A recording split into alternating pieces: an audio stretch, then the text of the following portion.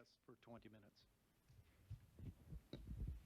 minutes. Thank you very much, Mr. Chairman. And gentlemen, I too appreciate the hard work that both the CIA and the FBI do on behalf of our nation. And I know from firsthand experience, as first as a Border Patrol agent and then as a chief in the of sectors along the U.S.-Mexican border, I always prioritize working with my colleagues, in particular the FBI, the CIA on a more infrequent basis, but we always considered that we were tentacles of intelligence out there.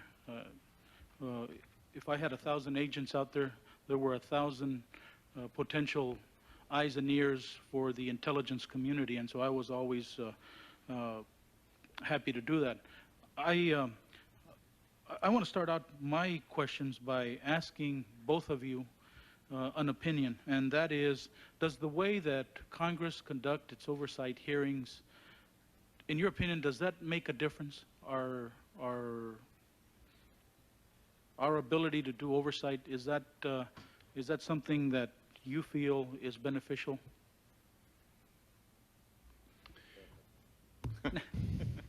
Well, I have my own opinion. That's why I'm asking it. Well,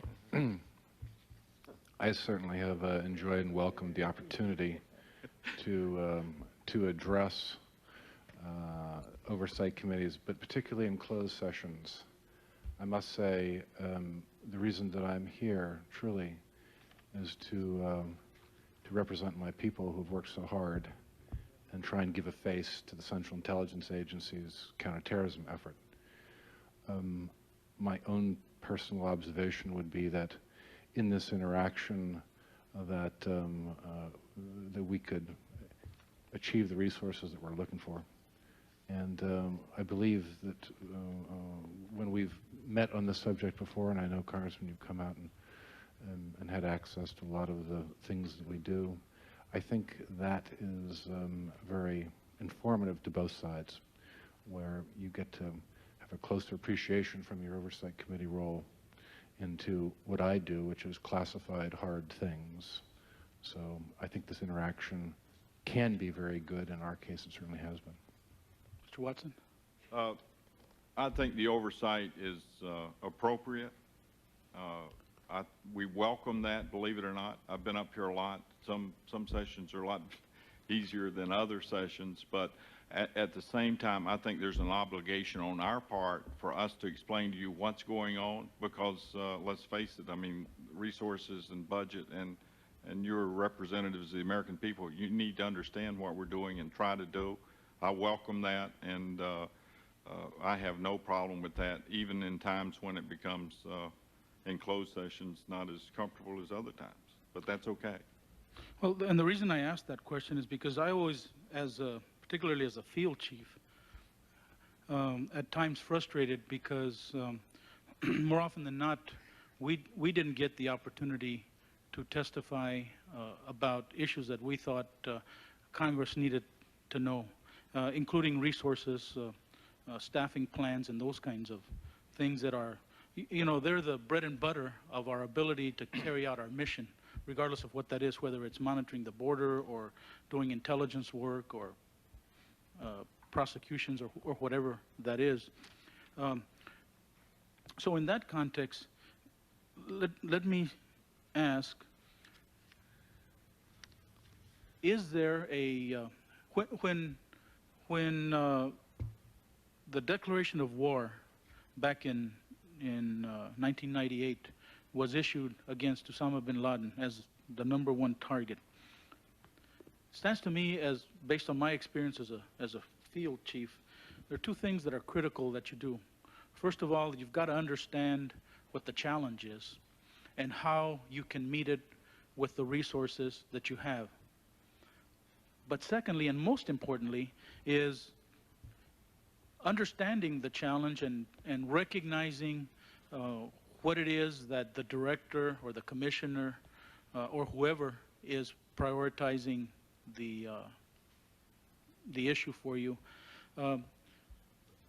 is what do you need to make sure that you are successful in carrying out that mission or that task. So my question is, first and foremost, in your respective agencies, did we, in your opinion, understand the scope of the challenge of going to war against Osama bin Laden and what he was capable of doing against this country? And secondly, did you put a plan in place to carry out that? And more importantly, and Mr. Watson, you talked about the request for additional positions and funds for the agency that came to Congress, but was there a comprehensive staffing plan put together that we can look at that says, here is the declaration of war, here is what we have and how we will carry that out based on what we have now, and here is what we need? Is there such a document that we can have? The declaration of war was issued by the DCI. We were well aware of the threat posed by Osama bin Laden and al-Qaeda in 1998. As a matter of fact, he was indicted in November of 1998 for his crimes. From December 98 forward, that was the #1 priority for the counterterrorism program in the FBI. That crossed many fronts. One is, where is he, and working with our colleagues and maybe close, and I don't want to go into this. I mean, we actively pursued with our colleagues from the agency, and probably more so with the agency, what are we going to do about this? And so that's going on. There is a plan. Yeah. There's a plan that we can see that you developed when the declaration was issued. Because I asked the staff if anything had been reviewed. I don't like think. that. I'm sorry. Well, because I asked the staff, did we, across all the pages of information that they've reviewed, and they informed me that they had not seen anything like that. That's why I'm asking. Did we have a war plan, a 5-paragraph ops order issued on Osama bin Laden and al-Qaeda? Absolutely, we did not at that time. Well, if not, why not? Because it seems to me like if you're going to issue out a directive. It was the #1 priority that was addressed through each field office, through discussions with the SAC in relationship to their annual report that they sent in, and in our guidance that we gave back as to what we were trying to do with al-Qaeda. There were other priorities as well. I mean, it was one. No, and I understand that. I'm just interested in. To answer your question specifically, can I give you a document? Here's what we're going to do. Those types of issues came up in the director's report as to exactly specifically what we were going to try to accomplish in the next 120 days or the next 180 days across the board. Osama bin Laden, al-Qaeda, PIJ, Hamas, those sort of things. That's where that is found. And what about the second part? Did we identify resources that were going to be needed in order to be successful in carrying out this mission or this task? Specifically directed at that mission, probably not broken down that way. Specifically directed at raising the capability of each of our field offices, what we needed to get there, absolutely. But given budget formula, I'm sorry. But that was given all the priorities that you've mentioned. So nothing was actually put together that would zero in. Again, what I'm trying to get at is making sure that we understood the potential threat that Osama bin Laden meant to this country, and therefore the priority of making him the #1 target. And I believe you said he was put on the top 10 list. Yes, in the spring of '99. I'm not dancing around on your question, but to understand and to know what the threat was, absolutely. Do we have a flip chart that shows exactly this week, this is what we're going to do, next week we were working in that progress, toward a specific document like that? We don't have a specific war document. That's the answer to your question. But we had plans. Okay. Mr. Black? After 1998, with the declaration of war from the director, we certainly carried Osama bin Laden, his al-Qaeda organization, as our #1 priority threat. We did indeed develop plans. It is indeed a document, and it is indeed very classified. but it was comprehensive, exacting, and it was a global engagement strategy. And by being very classified, it's not available for us to review, or is it? It's classified before the Oversight Committee. I believe you're on the Oversight Committee. Right. Yes, sir. Okay. And earlier, or last week, we had General Scowcroft, who testified before the committee that said that the safest place in the world for a terrorist was to be in the United States. And one of the FBI witnesses supported that by saying that we know that terrorists are among us, they're poised to strike, and that, in his opinion, we hadn't yet devised and I think he specifically said, we don't yet have the best system designed to ferret them out.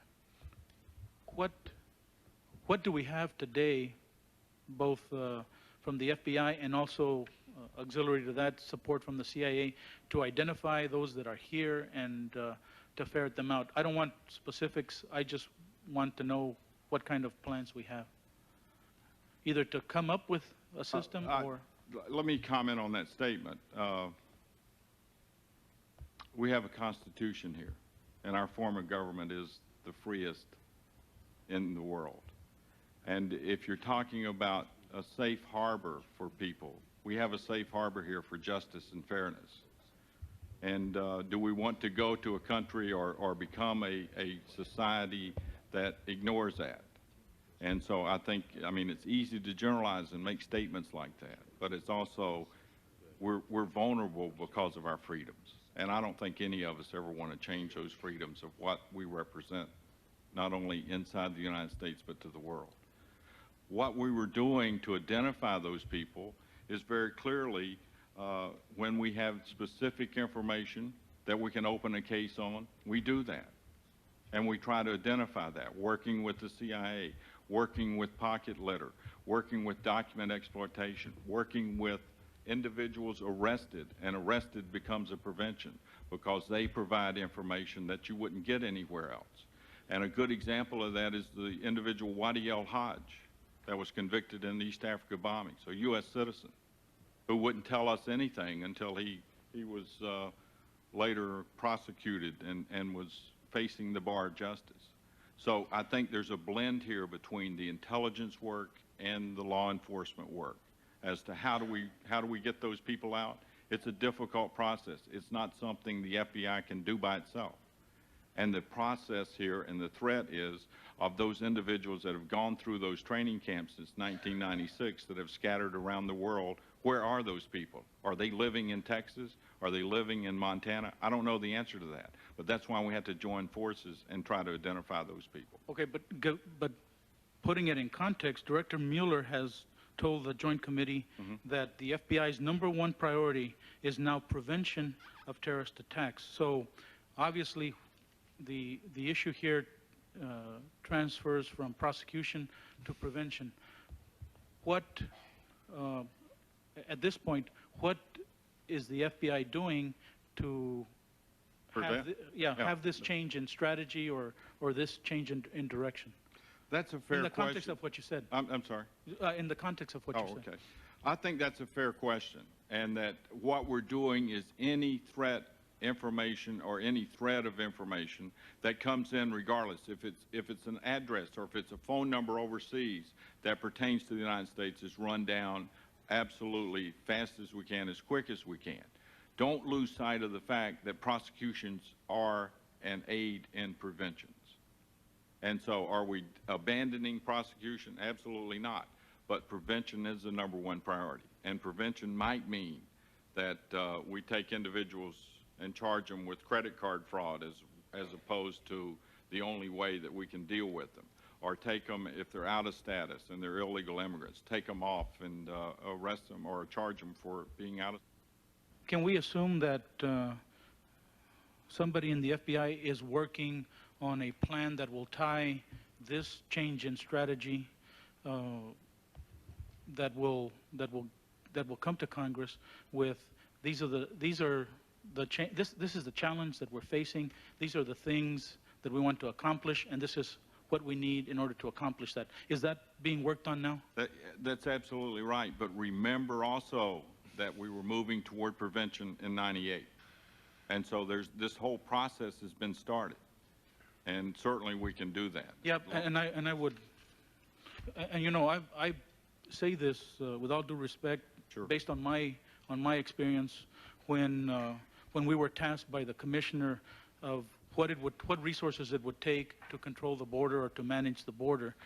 We were all charged with coming up with staffing surveys that we had to justify at what level we could expect to maintain control. And without that, frankly, coming to Congress asking for more people and more money, it's not going to happen, especially in an environment like there is today. So that's why I'm pursuing this line of questions. Yes, and I think that was Senator DeWine's point for budget justification. Absolutely. Mr. Black, again, getting back to the global plan that you were talking about, that you developed against Osama bin Laden, is part of that plan. Was there an assessment made of the plan's potential for success to either capture or eliminate Osama bin Laden, and also in following up with what I was discussing with Mr. Watson, is a component of that plan additional resources? In other words, identifying the challenge and telling either the director or Congress, in order for us to be successful here, these are the additional resources that we'll need by way of support from Congress. Is that part of that, those two things? Yeah, what I'd like to do on this is that I've already stated that this particular plan is available to you. Because of the classified nature of it, I would suggest that at your soonest convenience that this be provided to you as a member of the Oversight Committee, and hopefully it'll answer your questions. Oh, well, is there an assessment in there of the potential success upon implementation of the plan? There are various aspects of the plan, and the plan is essentially a global effort. So I don't have the plan in front of me, so I don't know which aspect of which aspect of geographical area and function. Okay. How about does a component of that also address resources, additional resources, to be able to successfully carry out that plan? I believe I recall this a few years ago. I believe it did. I believe it did. I'm not absolutely sure because I don't have it in front of me. Thank you, Mr. Watson. One other issue that I'm curious about, and I'm curious about it because the comment was made in prior testimony by one of the FBI agents that in the context of the request for FISA authorization that come up here to headquarters, that it was my impression, based on his testimony, that you have these requests come up to headquarters, and then there's, to some extent, some lobbying going on to rise the individual FISAs from different offices up to the top of the ladder in order to be considered. So, given the fact that we have seen that Al-Qaeda can carry out very well coordinated attacks against this country, and it's not beyond the realm of possibility that simultaneously they could be planning operations in the Northeast, the Southeast, the Northwest, the Midwest, wherever. Is there a component, an analytical component, that looks at these FISA requests that would connect those kinds of threats, number one, and number two, in that system that evaluates the FISAs, I want to make sure that we're not in a situation where one is considered at the expense of others. So can you describe what takes place when a FISA request comes up here? There are a large number of FISA requests that are processed through FBI headquarters. Once a month, a meeting is held with OIPR, the Department of Justice office that handles and processes those requests that are eventually get to the judge with an FBI agent. Those are prioritized, they were discussed, which priority first in the FISA process, which one. If Detroit comes in with one, and I'll make this up, that involves Whatever. Park or 17 November or whatever, one of the 30 terrorist organizations on the list, and at the same time Kansas City has a request for Al-Qaeda, those things are prioritized, and they're prioritized on the basis of what our priorities are within the division. But you also have to understand that on an emergency basis, those FISAs can be approved within a very short period of time, probably less than 2 hours, Michael? 2 hours that we've run FISAs on an emergency basis. So was it a fair statement to make that there is some effort to lobby to get your FISA up based on what the priority is for that perspective? Or is there somebody looking at the whole? They're prioritized by the section chief in conjunction with OGC, who understands what our priorities are in the counterterrorism arena. And so if you have limited resources, unless it's an emergency and those go through, if you have limited resources within the prioritization, Give me 40 minutes. that's where they end up. All right. They're prioritized. And so, you know, the JRA or Tamil Tigers, you know, I mean, not saying they're not important. But there is somebody that's yes. looking at the big picture Yes, sir. when those things come in.